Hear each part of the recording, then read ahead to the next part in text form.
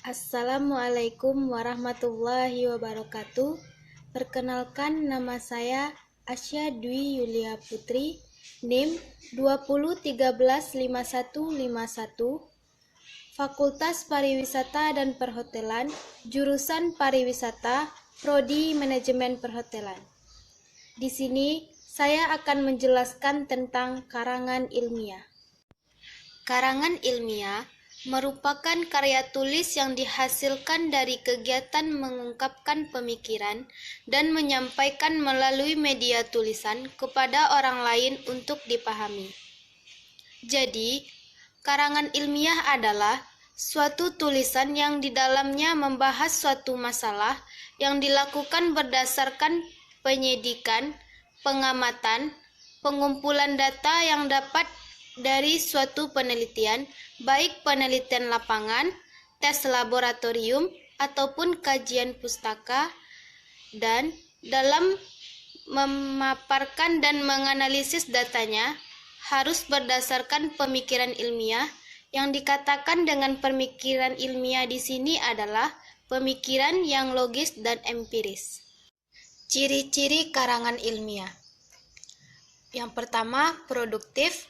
Artinya, karangan ilmiah yang ditulis oleh peneliti atau penulis harus diterima dan dimaknai oleh pembacanya sesuai dengan makna yang ingin disampaikan pembaca, harus bisa langsung memahami konten dari karya ilmiah. Yang kedua, tidak ambigu.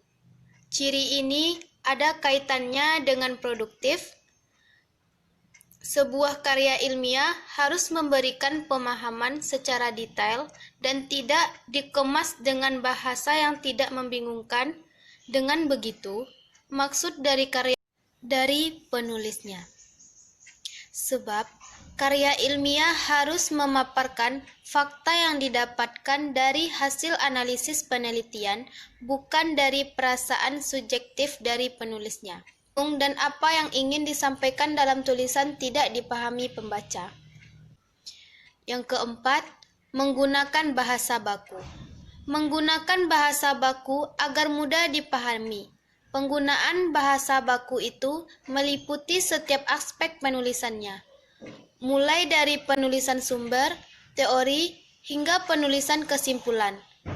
Ketidakbakuan pada tulisan karya ilmiah hanya akan membuat pembacanya bingung. Yang kelima, menggunakan kaidah keilmuan. Hal itu bertujuan untuk menunjukkan bahwa peneliti atau penulisnya memiliki kapabilitas pada bidang kajian yang dibahas dalam karya ilmiah. Itu juga menjadi takaran seberapa ahli peneliti pada bidang keilmuannya. Yang keenam, bersifat dekoratif. Artinya, penulis karya ilmiah harus menggunakan istilah atau kata yang memiliki satu makna. Yang ketujuh, terdapat kohesi. Artinya, karya ilmiah harus memiliki kesinambungan antar bagian dan babnya dan bersifat straightforward. Maksudnya ialah tidak bertele-tele atau tepat sasaran. 8. Bersifat objektif.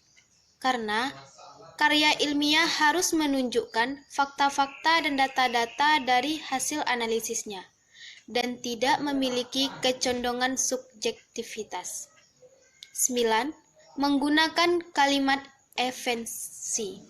Tujuannya yaitu agar pembaca tidak dipusingkan dengan penggunaan kalimat yang berputar-putar. Syarat-syarat karangan ilmiah. Pertama, mengandung masalah serta pemecahannya.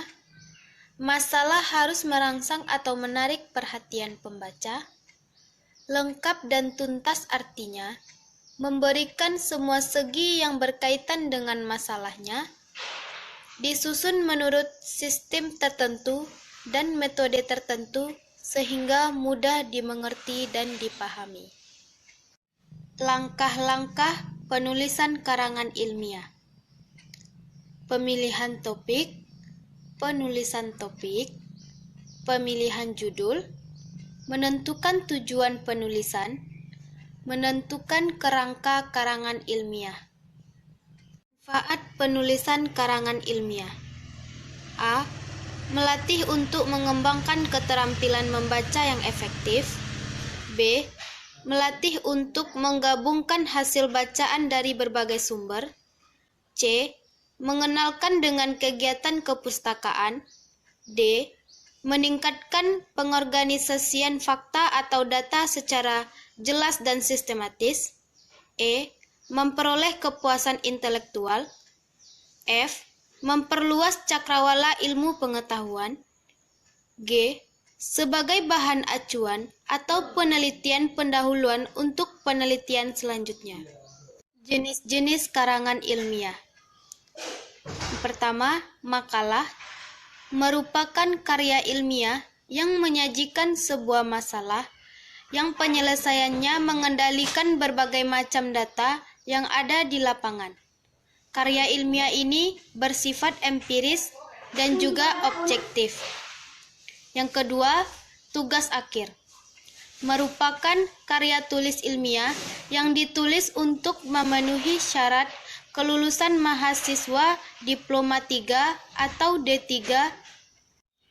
Yang ketiga, skripsi. Karangan ilmiah yang wajib ditulis oleh mahasiswa sebagai bagian dari persyaratan akhir pendidikan akademisnya. Skripsi biasanya ditulis oleh para mahasiswa yang sedang mengenyam pendidikan strata 1 atau S1 untuk meraih gelar sarjana.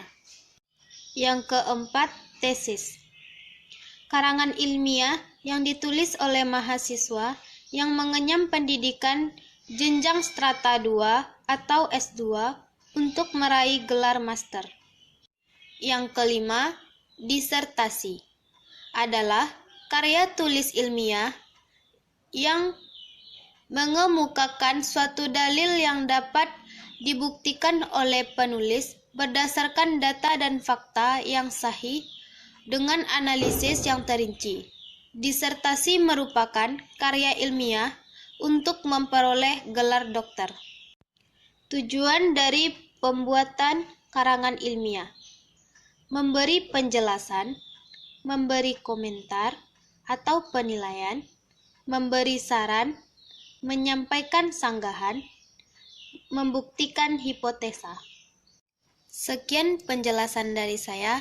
Kalau ada kata dan penjelasan yang kurang tepat, saya mohon maaf. Assalamualaikum warahmatullahi wabarakatuh.